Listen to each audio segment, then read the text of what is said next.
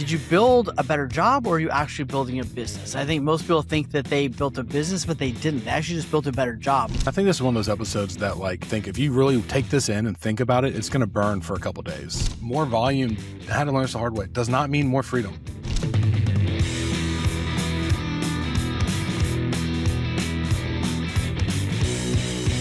Did you build a better job or are you actually building a business? I think most people think that they built a business, but they didn't. They actually just built a better job.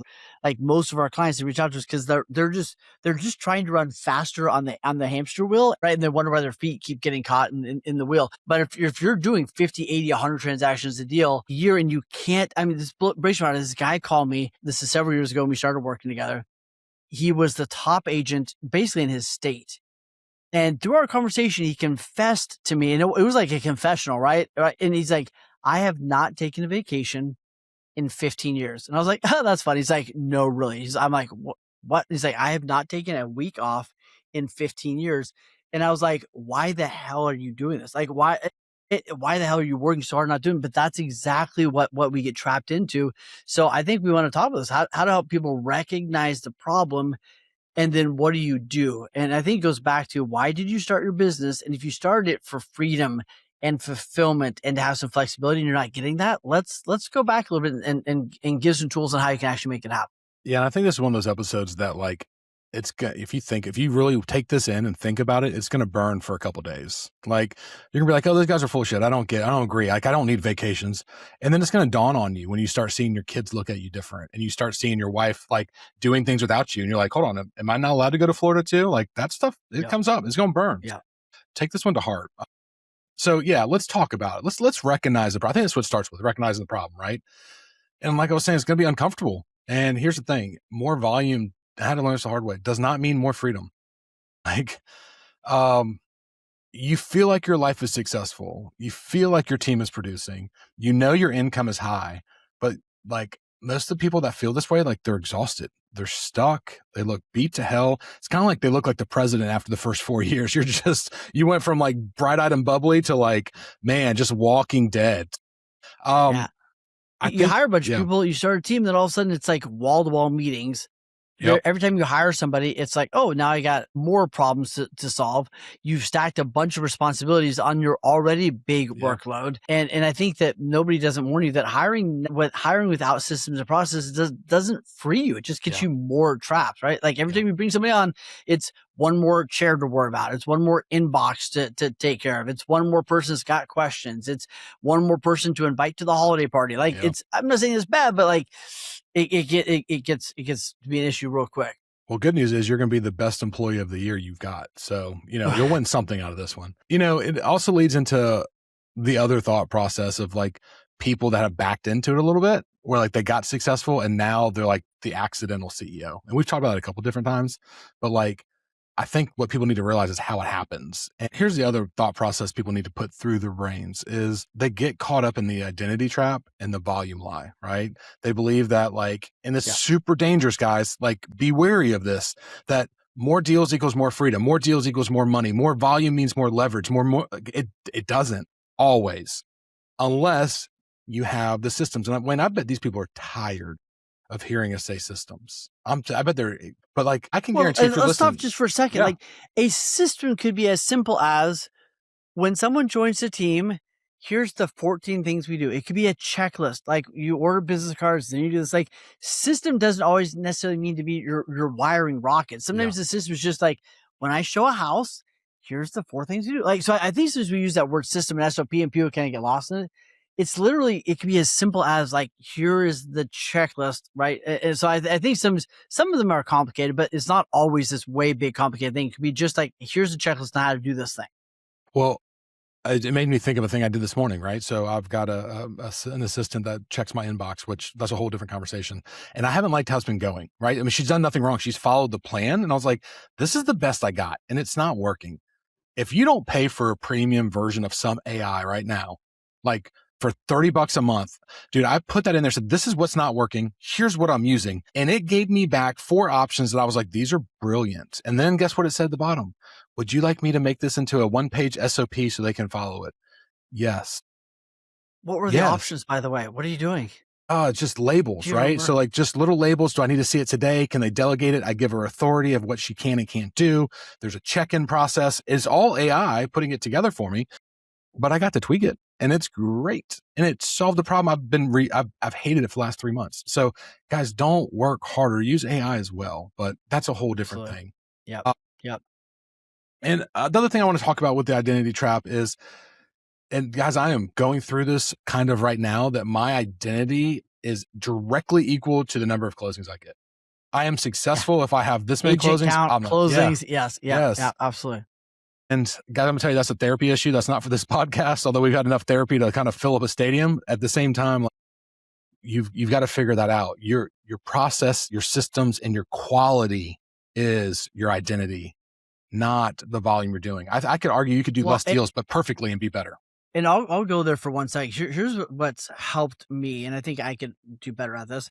Hey, really quick, you know how YouTube works. Like and subscribe so we know this is working and it keeps pushing the content out. Yeah, this is what we do as a passion project. Wayne got his own coaching, I got my real estate, but we've come together because we want y'all to learn from all our scars and mistakes. So that like and subscribe means the world to us because it means you care and it means we can keep giving, and also it makes us look cool with my mom. Absolutely. But a multi-dimensional scorecard. So one scorecard is like, how many agents did I have? How many deals do we have? Cool. Another part of the scorecard is, what was my profitability? Are we up 2% from last year, right? That's great. And another part of the scorecard is like, how present was I? How many nights did I have where I didn't have to answer my phone? How many weekends do we have with this? Like, how my relationship. So what I would challenge most people to do, is most of us get caught in this trap. We'll just go to therapy for a second. Is a lot of entrepreneurs, they start doing, and I've done this, like we measure ourselves on one aspect of our life, and usually it's work or usually it's business. We're like, that's the one scorecard we look at, or it's our income, whatever. And I would challenge most of us to have a more multi-dimensional scorecard. I'm going to rate myself on a scale of 1 to 10 on these 8 areas, and have a collective life happiness score or whatever you want. Like, am I getting better at these collectively? Because if I got a 10 over here, but I got a 1 over here, like that's not cool. And I'd rather, so I think a multi-dimensional rating, and then going and ask yourself, like, where am I getting my significance? Am I getting my significance because I got a trophy from some company that spent $8 on Temu and sent me a trophy? Yeah. Or is my trophy how many soccer games I didn't miss?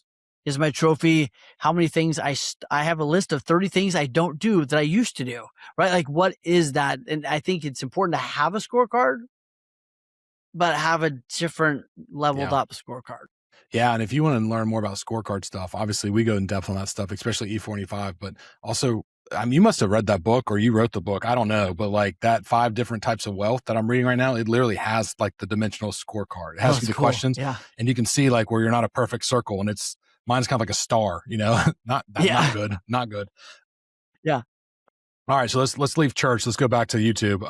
Okay. There we go. So I think the 4th talking point we need to bring up is the shortcut trap, which we did a whole video on that earlier, but like inside of this, there's a couple of different shortcuts you need to like not rely on, right? So obviously shortcut 1 that you shouldn't do is relying on volume instead of strategy. Like, don't do that. Don't just close the deals because they're in front of you.